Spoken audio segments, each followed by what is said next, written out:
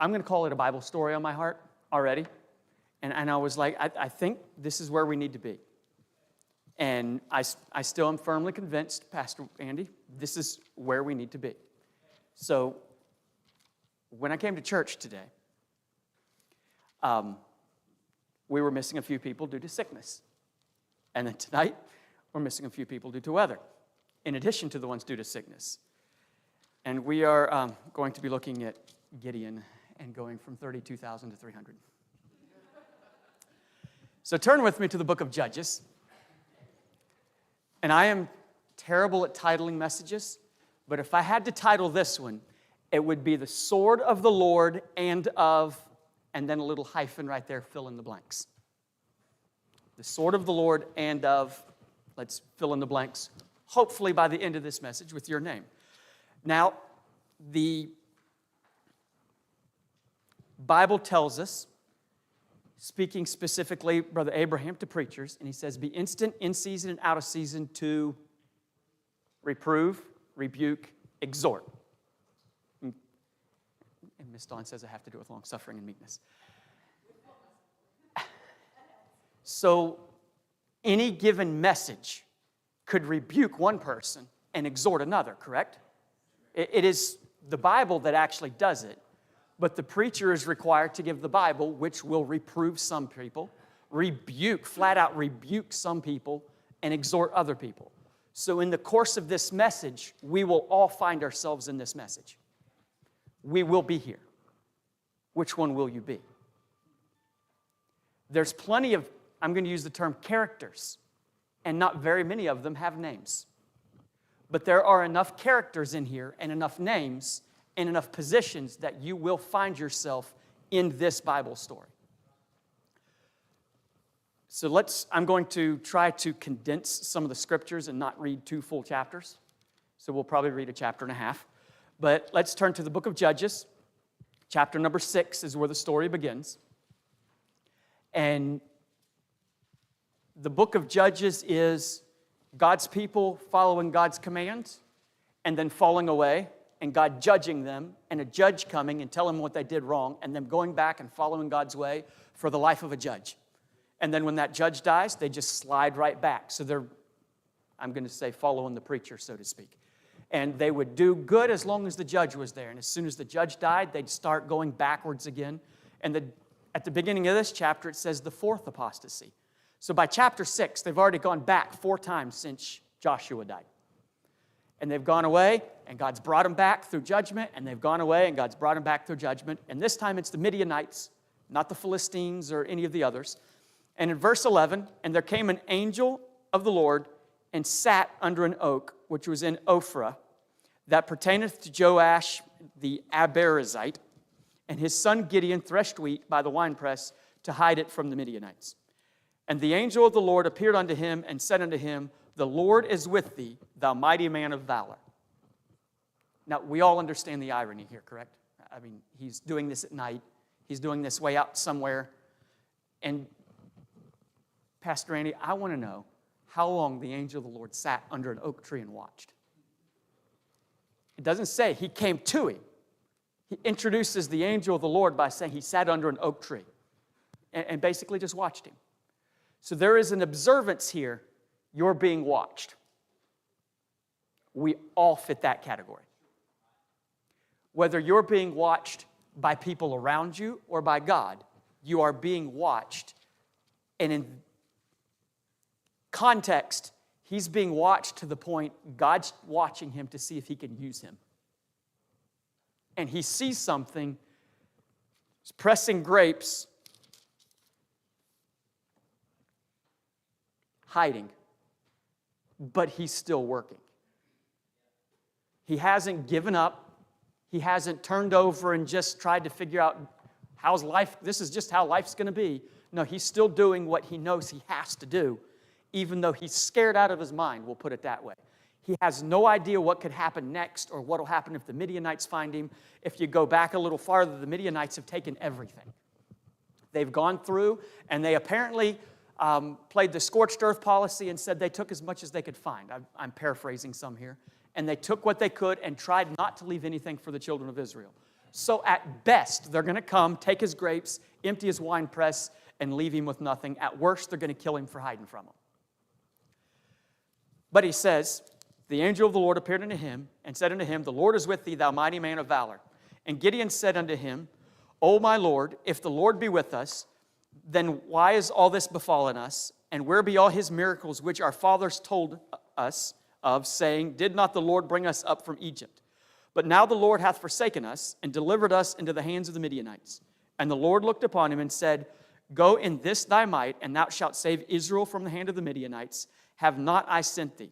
And he said unto him, O my Lord, wherewith shall I save Israel? Behold, my family is poor in Manasseh, and I am the least of my father's house. And the Lord said unto him, Surely I will be with thee, and thou shalt smite the Midianites as one man. And he said unto him, If now I have found grace in thy sight, then show me a sign that thou talkest with me. Depart not hence, I pray thee, until I come unto thee, and bring forth my present, and set it before thee. And he said, I will tarry until thou come again. And Gideon went in, made ready a kid, and unleavened cakes, and an ephah of flour. The flesh he put in a basket, and he put the broth in a pot, and brought it out unto him under the oak, and presented it. And the angel of God, it changed right there, said unto him, Take the flesh and the unleavened cakes, and lay them upon this rock, and pour out the broth. And he did so. Then the angel of the Lord put forth the end of the staff that was in his hand, and touched the flesh and the unleavened cakes, and there rose up fire out of the rock, and consumed the flesh and the unleavened cakes. Then the angel of the Lord departed out of his sight. And when Gideon perceived that he was an angel of the Lord, Gideon said, Alas, O Lord God, for because I have seen an angel of the Lord face to face. And the Lord said unto him, Peace be unto thee, fear not, for thou shalt not die. Then Gideon built an altar there unto the Lord, and called it Jehovah Shalom. Unto this day it is yet in Ophrah of the Abiezrites. And it came to pass the same night that the Lord said unto him, Take thy father's young bullock, even the second bullock of 7 years, and throw down the altar of Baal, that thy father hath, and cut down the grove that is by it, and build an altar unto the Lord thy God upon the top of this rock in the ordered place, and take the second bullock, and offer a burnt sacrifice with the wood of the grove which thou shalt cut down. Then Gideon took 10 men of his servants, and did as the Lord had said unto him, and so it was, because he feared his father's household and the men of the city, that he could not do it by day, that he did it by night. And when the men of the city arose early in the morning, behold, the altar of Baal was cast down, and the grove was cut down that was by it, and the second bullock was offered upon the altar that was built. Then said they one to another, Who hath done this thing? And when they inquired and asked, they said, Gideon, the son of Joash, hath done this thing. Then the men of the city said unto Joash, Bring out thy son, that he may die, because he hath cast down the altar of Baal, and because he hath cut down the grove that was by it. And Joash said unto all that stood against him, Will ye plead for Baal? Will ye save him? He that will plead for him, let him be put to death whilst it is yet morning. If he be a god, let him plead for himself, because one hath cast down his altar. Therefore, that day he called him Jerubbaal, saying, Let Baal plead against him, because he hath thrown down his altar. Then all the Midianites and the Amalekites and the children of the east were gathered together, and went over and pitched in the valley of Jezreel. But the Spirit of the Lord came upon Gideon, and he blew a trumpet, and Abiezer was gathered after him. We'll stop there for just a second. How many of you think Gideon was scared? I mean, just be honest.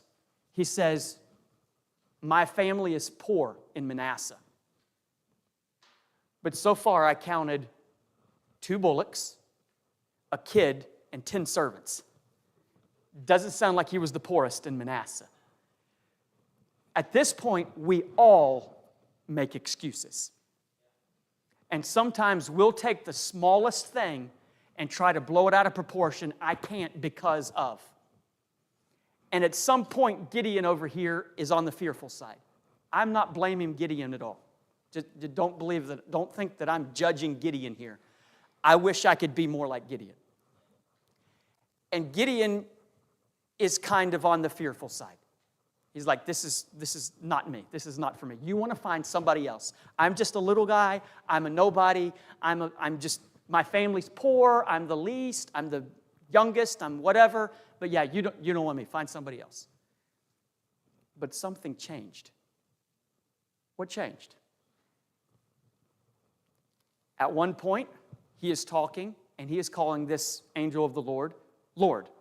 At the very beginning, he calls him, he says, let me find it. "Oh, my Lord, if the Lord be with us, why then has all this befallen us?" He called him out of, I'm going to use the term more or less, respect. By the end of that, he says, "O Lord God, I have seen an angel of the Lord." If he didn't know who he was seeing, when he realized who he saw, this is a Rabboni moment. He met with the Lord. And now you can't tell me he didn't think back and say, well, he did say, "I will be with you." I have a hard time reading this, having known the story most of my life, and not knowing Gideon didn't know. He says, "And the Lord said unto him," so this is the angel of the Lord, verse 16, "Surely I will be with thee." And down at the end, Gideon's surprised. It was the angel of the Lord. I saw, and suddenly he's surprised. Thinking back in your lifetime for just a minute with me. Has God made promises to you? Did he keep them? Yes. Yes, he did. I don't have to ask for details. If God made a promise, he kept it. And Gideon's thinking back, and suddenly, still fearful and still doing things at night, I'm going to be really nice and kind about this, okay? It said he feared the men of the city and his father's household. It didn't say he feared his father. It said he feared those of his father's household. But he took 10 servants, and by morning, they already knew who did it. He had a spy. just saying. He tried to be sneaky and do it at night, but by the morning, they already knew who did it. There was somehow, and he probably knew, they would find out. But he didn't hesitate. He didn't balk. He went straight in, tore it down. There was probably a certain amount of excitement, because these are children of Israel. 4 apostasies later. And he says, "What about the stories Dad told me?" So we can get more characters involved now. You ready for this? He says, verse, I believe it's 13. Yes. "What about the stories our fathers told us about bringing up out of the land of Egypt? Where are the miracles that the Lord's done? He did it then. Why isn't he doing it now?" But he said, "What about what my dad told me?" So here's another character. Dad gets entered into this. It's not just Gideon right now. There's Dad. Dad told him the stories. I don't know if, is it Joash? Joash. I don't know if he was a follower of Baal or not. It's not real clear. But he stuck up for his son against Baal. But he didn't necessarily do anything to help, except he lost a bullock in that, and a kid. So he gave up some stuff. He sacrificed too. But in all this, Gideon still knew the stories. So God has blessed us in the past, yes? Everybody here's already admitted God's made promises and God kept them, right? How many people know? Dad made sure to tell. There were the days. Did his dad see that? No. His dad could probably tell stories of the previous judge and tell stories. I heard, up in a different part of Israel, there was a judge there when the Philistines came. How many of you know geography without looking at your maps in the back of your Bible? Okay, so does everybody know where the Philistines came from because of the maps in the back of your Bible? And they came from the Mediterranean side, and they came west. The Midianites, from what I could gather last night and this afternoon, are from the Saudi Arabian Peninsula, so they came up. So it's a completely different side. So there is potential that during some of the other times where the children of Israel were wandering and moving around, that they didn't get it as bad as some of the other tribes did. But you know they heard the stories because it was almost always involved by the end of when the judges came along, and involved almost the whole nation. And they would have to get involved. And so now we're talking about the stories. And so we've got Gideon, which we all know. We've got 10 servants, which helped him tear stuff down and just did what they were told by the person who had talked to God. And we have Dad, who stuck up for his son against Baal and against the people who worshiped Baal and provided sacrifice, but also gave an oral history of what God has done. Now, my mom is here tonight, and I have heard oral history from Mom and Dad over years. And I would prefer a lot of times for some of that to have been written down in a book. We've always talked, everybody should write a book. Kids, Caleb, Maggie, Bree, all you guys, start a book. Write down some of what your mom and dad say. Not that kind of a book. Write down some of what your mom and dad say. What your grandparents have said. Write down some of the things that God has done.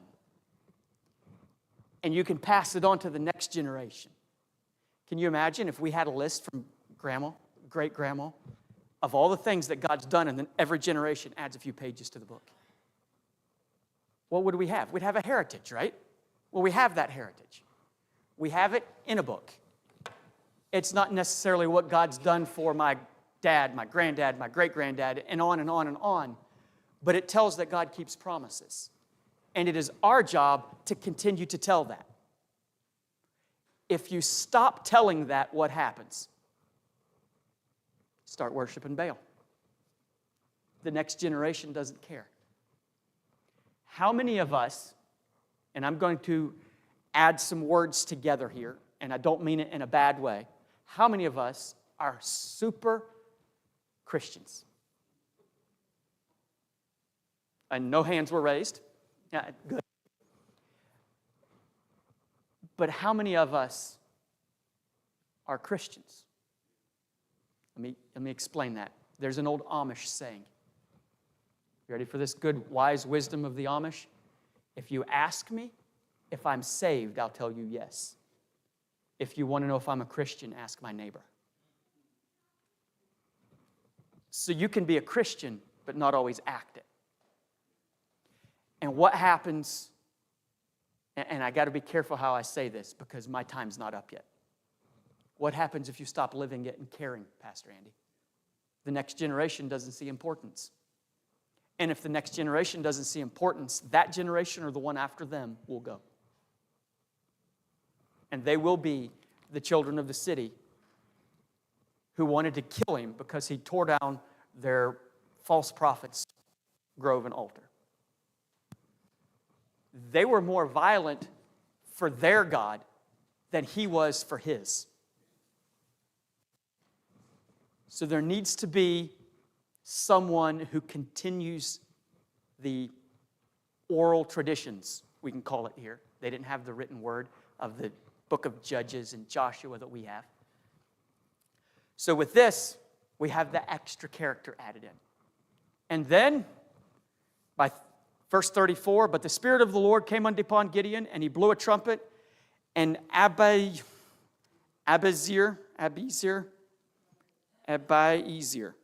Is that it? Mine's self-pronouncing, and I don't know how to use it anyway. And he sent messengers through all Manasseh, who also was gathered after him. And he sent messengers into Asher, and unto Zebulun, and unto Naphtali, and they came to meet him. And Gideon said unto God, if thou wilt save Israel by mine hand, as thou hast said, behold, I will put a fleece. So we know about the fleece. We're going to skip the fleece for just a minute, okay? So what is one thing that can bring all people together? Food. Well, that'd be part of it. And I'm going to say this as nicely as possible. How many countries does the United States actually get along with that we have gone to war together with and that we have gone to war against? Most of them, right? I mean, we try. What brought World War I together? And what brought World War II together? Common enemy. Do you think he got 32,000 people who are all worshipers of Jehovah when his own city worshiped Baal. It's a common enemy. 32,000 people, because I like math. 32,000 people answered the call of Gideon. How many of you have studied military history? Even just a little bit? Nobody here? For that time, 32,000 was a huge army. There were entire famous battles that were settled by 6,000 and 6,000 for a total of 12,000 people on the battlefield. And he raised 32,000. Why? Common enemy. Just because someone is willing to work with you and deal with you does not mean they're your friend. It does not mean that they always agree with you just because they're going along with your plan for now. But they are willing to work with him to get rid of the Midianites. I don't like Gideon. I heard he tore down one of Baal's groves and altars, and he tore it down and built another altar and sacrificed to a different god where they should have been sacrificing to Baal. But if he can get rid of the Midianites, I think I can go along with him. I'm going to be nice here. I'm going to try to be nice. I heard that this person from this other church is doing, and I think I can deal with it for now, just because I like. Do you see where it's two completely different ideals? And just because they're working together does not mean they believe the same. There were not, and I can say this without any doubt from what I've read, 32,000 people in those two tribes probably that worship Jehovah only. He was afraid to go to his city. His city is in that. So do you think a whole city was like, nah, you go conquer him, and we're going to sit here and rebuild our grove over here, and when you conquer him, you come back and tell us? No, they all wanted rid of him. They all wanted rid of the Midianites. They're pretty close to that little thing they call national borders. They're pretty close to it where they're at. And so they get all these men together to answer. But Gideon, who's still human, was like, God, if you're with me, I got all the courage in the world. But I want to make sure you're with me. He says, if you will go with me, I'll do this. We all know the story of the fleece. I mean, we can read it. I don't care. Want to read it? Verse 36, and Gideon said unto God, if thou wilt save Israel by mine hand, as thou hast said, again, he's quoting God's promise, as thou hast said, behold, I will put a fleece of wool in the floor, and if the dew be on the fleece only, and it be dry upon all the earth beside, then shall I know that thou wilt save Israel by mine hand, as thou hast said. And it was so, for he rose up early on the morrow, and thrust the fleece together, and wringed the dew out of the fleece, a bowl full of water. And Gideon said unto God, let not thine anger be hot against me, and I will speak but this once. Let me prove, I pray thee, but this once with the fleece. Let it now be dry only upon the fleece, and upon all the ground let there be dew. And God did so that night, for it was dry upon the fleece only, and there was dew on all the ground. Period. And now Gideon's mostly ready. But Gideon's walking out the next morning, and this is 2 nights of people showing up, guys showing up with whatever weapons they had. They probably had, some might have had weapons, and they didn't have a full standing army, so this was weapons if you had it, and if you didn't have a weapon, you brought your sickle, your scythe, your plow, whatever you had, you brought it, and that was what you'd figure out how to use as your weapon. So some of them would have had weapons from spoils of previous judges, and some of them might not have had much of weapons. But he goes out that morning and he looks around, and there are 32,000 people there to help him. And he says, all right, God, help me with my fleece. We got 32,000 men. We can do this. We can get this. And then chapter 7 happens. Then Jerubbaal, who is Gideon, I like Gideon better, and all the people that were with him rose up early and pitched beside the well of Harod, so that the host of the Midianites were on the north side of them by the hill of Moreh in the valley. And the Lord said unto Gideon, The people that are with thee are too many for me to give the Midianites into their hands, lest Israel vaunt themselves against me, saying, mine own hand hath saved me. Now therefore go to, proclaim in the ears of the people, saying, whosoever is fearful and afraid, let him return and depart early from Mount Gilead. And there returned of the people 22,000, and there remained 10,000. So Gideon gets up this morning, and they're looking out at the camp, and they're looking across the valley, and over on the north side of the valley, there's the Midianites. I don't know how many Midianites there were, but he's got 32,000 people behind him. And he's like, all right, we can do this. All right, Lord, what's the plan? God says, you got too many. Too many? Can you have too many people in war? I mean, is it possible to have too many? Yeah, you can have too many. He says, all right, what do you want me to do? Well, go tell them if they're scared, they can go home. And Gideon probably said, well, I'd like to go home. And he steps out and he says, all right, everybody, attention. Guys, this is going to be dangerous and people could die. And I don't know what your family situation is, if you got people at home that you got to take care of, but if you're scared, if you're fearful and afraid, just go home now, okay? I wonder what shade of white Gideon turned when over 2/3 of his people walked out on him. So it introduces us to the next set of characters. People that say, oh, I'd like to help. I know it's probably, it's kind of my job. I'm a member of the church. I guess I should probably help. But at the first sign of possibility, I know, it's rough tonight, isn't it? At the first sign of something, they say, well, no, not me. Nope, I'm out. Where are you in this story? We're covering several different characters here. And so 2/3. So Dad's old saying, and I believe our church is an exception to this. But Dad's old saying was, 10% of the church does 90% of the work. What percentage are you in? 2/3 of them walked off. Guess who's going to enjoy the benefits of victory? That 2/3. I am glad they were willing to show up. It was nice of them. It probably gave the Midianites a small heart attack when they looked over and saw 32,000 people out there.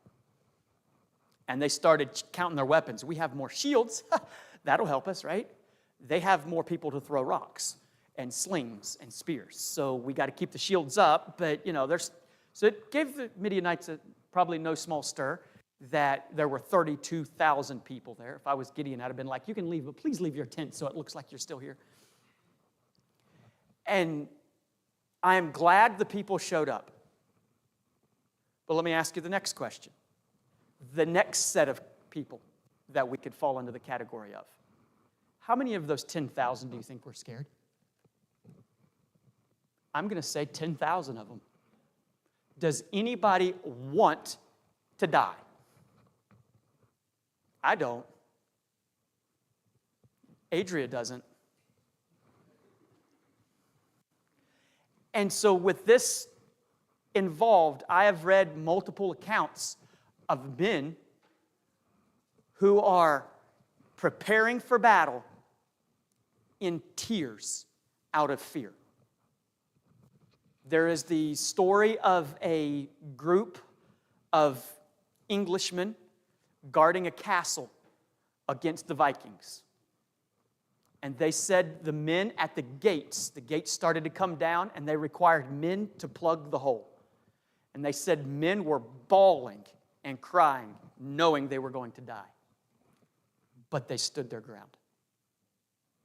I can guarantee you those 10,000 men thought, well, our numbers just dropped. The guys on either side of me just walked away. And now there's a lot less of us, and the Midianites are a lot better trained than we are. But David said, a few generations later, is there not a cause? So in spite of the possible discomfort, in spite of the fear, in spite of being outnumbered, in spite of 2/3 of everybody they know walking out on them, 10,000 men still said, I'm scared, but I'm staying. They might have been literally shaking in their boots at the thought of, we're going to have to do this alone. And then God speaks to Gideon again and says, you know what? That's better. He says, it's 10,000, but you still got too many. There's just a small handful too many. We're going to have to figure out how to weed these out. So he leads them to the brook. And for sake of time, we'll condense this a little bit. So he leads them to the brook. And how many of you, everybody know the story of why they chose what they did, and the kneeling and the lapping out of your hand and the laying on your belly and drinking out of the... Okay, for one, I don't know Pastor Andy. I have drank out of a lot of streams. I have never laid on my belly to drink out of a stream. 9,700 people laid on their belly to drink out of a stream. I don't understand. I have never drank out of a stream like that, but that's how they did it. But this is where the next step of people come in. Were they fearful? I'm sure they were. But what was different between 9,700 and 300? Knowledge and the use of knowledge. These 9,700 that laid on their bellies were very willing, fearful, yes, but willing to lay down their lives for a cause, and we are glad of that. I am appreciative of the people who are willing to do, no matter what it costs them. They drew the line and said, I am staying. Is there not a cause? I will fight for this. But the difference in the knowledge is 9,700 were farmers who were willing to fight, and 300 were soldiers who knew to watch their surroundings. Apparently it's, a farmer thing where they just lay down on their bellies and look out of the stream. But this is 9,700 of them are not aware of what's going on around them, while 300 of them lapped like a dog out of their hand. Maintain control of a weapon with one hand, maintain eyesight around and aware of their surroundings. Has anybody ever seen a stream uphill? No, you look down. So if you get down, your head is in a hole. You have no idea what's going on with you. Has anybody here ever seen documentaries of animals at watering holes in Africa? How often do they keep their head down? They lick and it comes back up and looks around. And they lick and it comes back up and looks around. And then the crocodile gets them from out of the water. But, well, you know what kind of documentaries I watch. And so they're not watching what's going on around them. Their situational awareness is low. They are willing, they are able, they are willing to fight through the fear, they are standing for the cause. Now, if you were to ask me, this is probably the number who worship Jehovah. I mean, that's just me. It's not in the scripture, that's Jeremy's opinion. This is probably more the actual number of the people who came who worship Jehovah. Because obviously the men of Baal, the entire city that worshiped Baal wouldn't go get one guy. And his dad was like, yeah, well, if your God's such a wimp, why are you fighting for him? And they were like, oh, you're right, okay. So they weren't going to do well in a fight anyway. But these 10,000, though willing, didn't have the knowledge and the capabilities. So let me ask you another question. That's another category you could be in. Are you willing? You're willing to fight for the cause, but you don't really know how to do it. I'm not saying go away. Okay? I want all 32,000 people to be in church next Wednesday. All the categories are welcome here, and I want them here. But we should be looking at the next step. Find yourself in this story and try to get to the next. Are you somebody who's fearful and would walk away from it? If somebody says, what do you believe? So I had an atheist, self-proclaimed atheist, made sure I knew he was an atheist. And he asked me something about where I came from, and I said, I'd come from South Carolina when I moved here. Well, why'd you move here? I met a wife. Oh, well, that's nice, I guess. Why didn't you take her down there? The weather's better. And we get into this conversation, and he says something about moving, and I said, well, my dad's a pastor, and that's part of the reason why we moved. Oh, he said, oh, so you're a believer? I said, well, if you want to put it that mildly, yes, I'm more of a follower than a believer. And after about 2 more questions, he stopped asking, because Where I work, I'm not allowed to volunteer a lot of information, but if they ask a question, I can answer it. And he's stopped asking questions and has never asked me another question since. But how many people of us, myself included, would rather have just answered, yes, I'm a believer, yeah, and just ignored the rest of it and just kept going? Not putting myself on a pedestal at all. There have been plenty of times I have said, just answered yes and ignored the rest of the possible conversation. And how many of us have wanted to get into the conversation but didn't know how to use the knowledge? But there's 300 who had the willingness, the ability to fight their fear, the ability to fight, you ready for this? The ability to fight peer pressure. They went from 32,000 to 300. I don't care what you're doing, that's bad. If you're balancing the checkbook and you go from 32,000 to 300, that's bad. If you're fighting a war, that's bad. So it doesn't matter what you're doing, that's bad. Unless you're counting the fleas in the house or something like that, that'd be okay. But everything else, that's a bad deal. You don't want to drop that drastically. And then God says, perfect. Gideon says, wait a minute. I'm going to be sarcastic here, not trying to be irreverent, but God, can you count? I mean, this is not good numbers. There's a whole host of the Midianites. We can't count them. And I had 32,000, we stood a chance. Then I had 10,000 that were probably a little bit stronger and better to take to battle than the 32. And I was like, well, okay, we can probably still do this. And then all of a sudden there's 300 of us. And you're telling me this is okay? And God says, yeah, that's right. Verse number 10.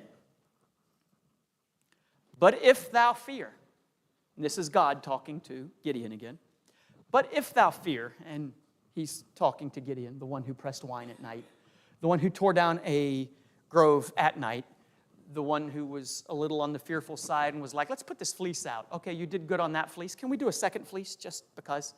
And so here he is. He's saying, God says, if you're still wondering, if you're still afraid, then this is what you should do. Thou shalt go down with... Okay, can I pause for just a second? I like names in the Bible. I want to meet this guy. God didn't say, take one of your servants with you. He said, take that guy.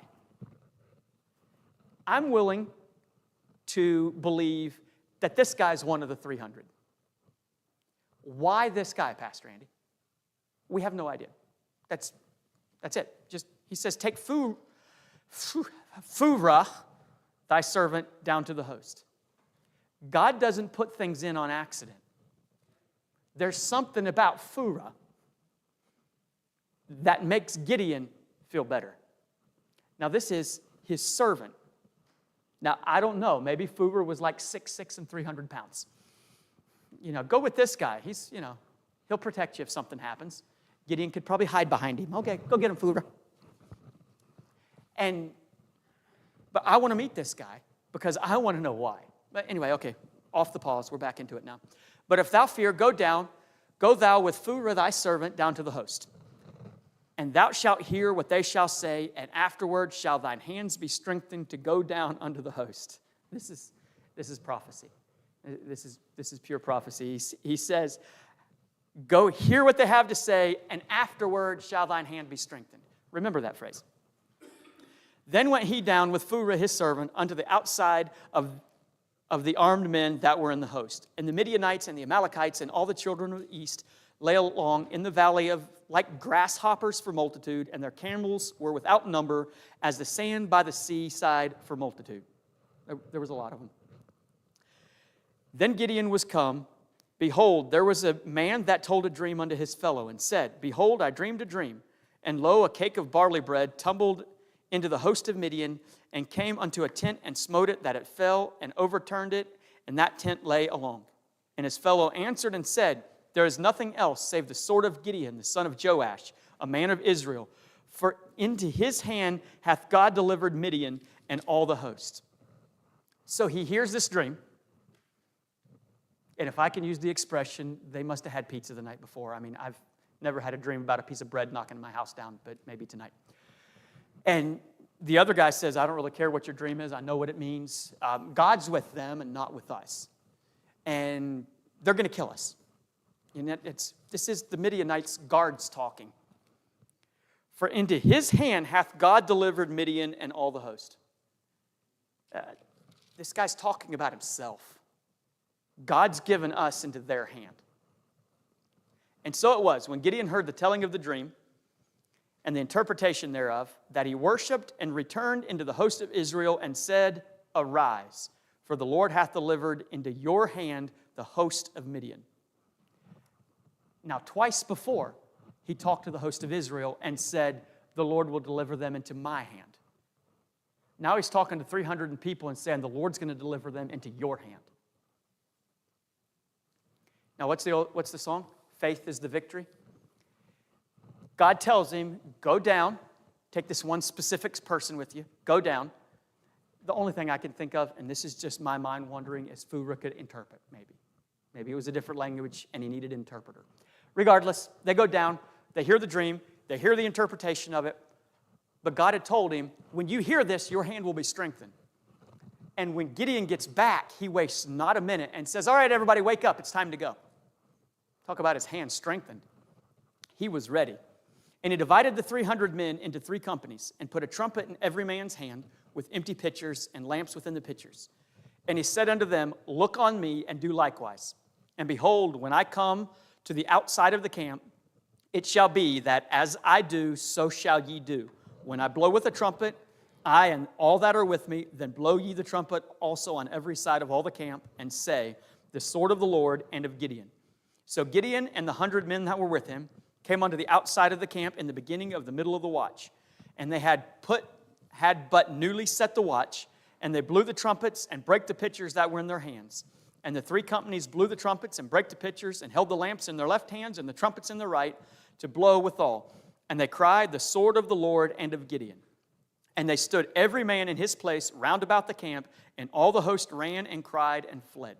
Now the 300 blew the trumpets, and the Lord set every man's sword against his fellow, even throughout all the host. And the host fled to Bethshittah and Zeroth, and to the border of Abel Meholah unto Tabath. We're going to step back down in just a second to the next verse.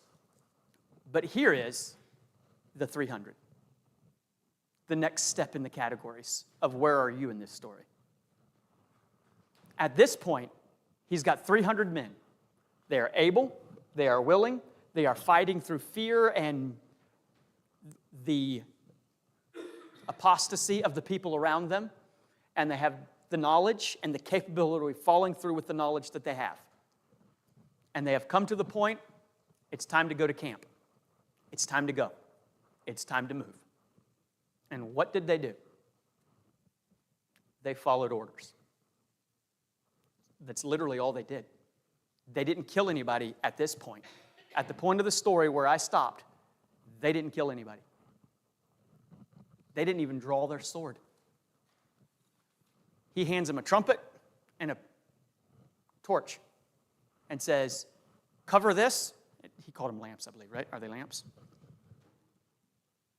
Lamps. Verse 20, lamps. He says, hold this lamp inside this bucket and hold this trumpet. Now, I'm able to do a lot of things with my left hand and a lot of things with my right hand. I don't know how they broke the pot that's over this lamp with a trumpet in his hand unless they used the trumpet. So I don't know how they did this. Gideon had him well trained. And so they go and they break the pitcher, they hold the lamp, and they blow the trumpet. Now, typically, in British times of the British Empire, a trumpeter and a drummer was 1 per 100. Every company had their own trumpeter and drummer. So 1 per 100. Can you do the math on 300 times 100? The Midianites probably could really fast. If there's that many people with trumpets, we're dead. And he says, bust the pitcher, blow the trumpet. and shout the sword of the Lord and of Gideon. So here you go, Rocco. You ready? How many of us are willing, able, and have the knowledge to do whatever we're told by God or God's man, no matter how simple or silly it sounds? Because quite obviously, until you reach that point, God's not going to use you to your full capacity. Not everybody in this room is Gideon. But every one of us can be with those 300. Where are you tonight? And then, back down, and we stopped in verse 22, and the 300 blew the trumpets, and the Lord said, every man's, even throughout the host, and the host fled to all those places. And verse 23, and the men of Israel gathered themselves together out of Naphtali, and out of Asher, and out of Manasseh, and pursued after the Midianites. And Gideon sent message through all Mount Ephraim, saying, come down against the Midianites, and take them before the waters unto Beth Barah and the Jordan. And all the men of Ephraim gathered themselves together and took the waters unto Beth Barah and Jordan. And they took the two princes of the Midianites, Oreb and Zeb, and they slew Oreb upon the rock Oreb, and Zeb they slew at the winepress of Zeb. And they pursued Midian and brought the heads of Oreb and Zeb to Gideon on the other side Jordan. This is where you find out that Gideon had more friends. So the first set of people is verse 23, and they gathered themselves together out of Naphtali and out of Asher and out of all Manasseh and pursued after the Midianites. Do you recognize those names? He just had 31,700 people go back to those places. That's where he gathered his army from. Those are the people who were too scared or not knowledgeable enough. And suddenly, they've joined the fight again. And then he says, he sends to Ephraim, to another tribe, and says, help us get them. We've got them on the run, but we can't do it on our own.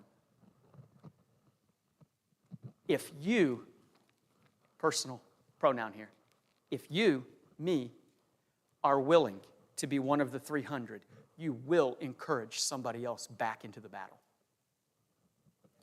We had people who were fearful and afraid who went back to their homes because they weren't willing to go into battle. We had people who were not quite knowledgeable enough to fight the battle, who rejoined the battle and made it a great victory, only made possible because 300 men said, I will do it. It doesn't matter how silly or small the task is. If this is what God wants me to do, I'm going to do it. It could be leading singing, playing the piano, cleaning up, cleaning the toilets, checking light bulbs, shoveling the sidewalk, taking prayer requests. Are any of those big tasks? No. But if no one does them, no one will come. If no one does them, then a visitor will walk in and be like, well, it doesn't look like they've dusted or cleaned here for a while. It would be a night like tonight that some visitor would come in and nobody shoveled or salted the sidewalks. And they'd be like, wow, they don't care about their people here. Do you see? It doesn't matter what it is. The smallest little thing that we think, oh, nobody will notice, somebody notices when it is done and when it's not done.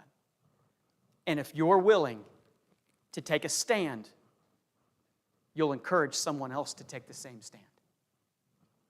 Pastor Andy, you've been here for a long time.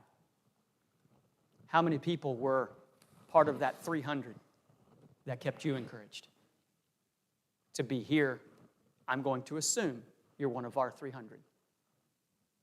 You're one of the ones who doesn't matter what the task is, how big or how small, you're willing to fill it in. And I don't point you out just because, but I point you out because you've been here the longest and you've seen the most people come in and out that door.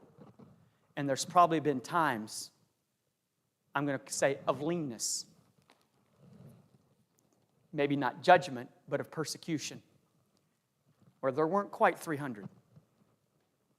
And it seemed like we could use just a few more people just to do a little bit more, where it was the 10% doing the 90% of the work. I want to be part of that 10%. What could happen if this church believed in one mind? What could happen if this church, every member was part of this 300? Didn't matter what the preacher asked. The preacher's not here tonight. I can say a lot. The next time the preacher asks for volunteers, he should have to choose from between the volunteers. But I've been in churches where the pastor asks for volunteers and then volunteers someone because nobody was willing. And then there's people who are like, well, if he tells me to do it, I'll do it. But they're not going to volunteer. We had 300 people, capable, willing, scared. But I'll do it, preacher. So the next time the preacher says, I need a volunteer to, who's going to be there? So I'm asking this question. We can't all be Gideon. We don't all want to be Gideon. I dare say Gideon didn't want to be Gideon at that moment. But we can all be the 300 that supported Gideon. The sword of the Lord and of Gideon. If you remember, I titled this one. It's one of the few I titled. The sword of the Lord and of. When he came back, he said, arise, for the Lord hath delivered the Midianites into your hand. Do you remember when Jonathan and his servant climbed the hill to meet the Philistines? It doesn't name the servant, but it does go through and name some things in a previous chapter, and it said only Jonathan and Saul had swords. But when the battle was all said and done, it says Jonathan and his armor bearer slew 22. It gave him full credit. These 300 men get full credit. They could have stood up and shouted their names. The sword of the Lord and of, because they were willing, and God used their faithfulness, their willingness, and their knowledge. I emphasize that a little bit. Everybody here, especially tonight, has knowledge. Whether we've strengthened it and whether we're able to use it or not is all dependent on us. But the willingness that those 300 men had, God used. And God, it was a great victory. I mean, we can go through quite a few chapters here before, well, I say quite a few chapters, it's quite a few years before the fifth apostasy. Chapter 8, verse 33, and it came to pass as soon as Gideon was dead. And I wonder how many of those 300 were like Joash and still telling the stories. And there was still someone who was faithful that God could go visit. So we got the list tonight. Where are you in the story? And can your name be put in the blank? The sword of the Lord and of Adam. The sword of the Lord and of Abraham.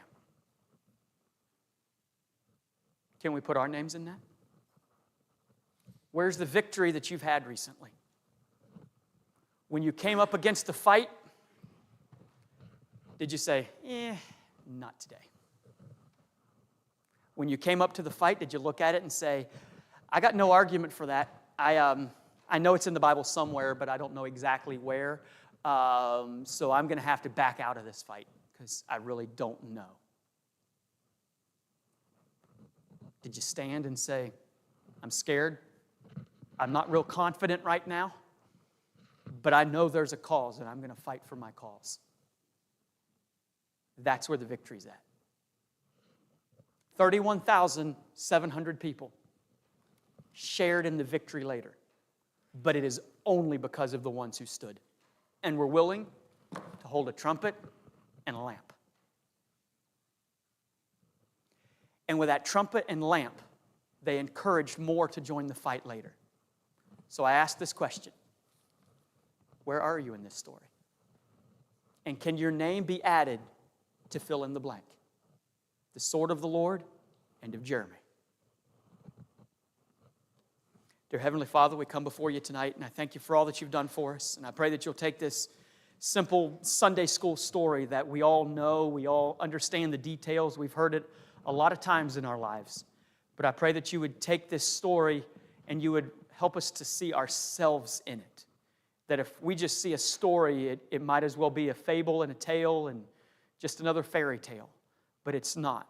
This happened, and you saved the nation of Israel. And I pray that you would use us to save the nation of the United States. Maybe nobody in the room will ever be a great hero. Maybe nobody in this room will ever meet the president. But maybe you can help us to save our households, our county, our town, our families. But we've got to be willing. We've got to be able. And we need your help. I stand here incapable of doing the most basic things without your help. I pray that you would help me to see myself as needy and needing to progress in my Christianity.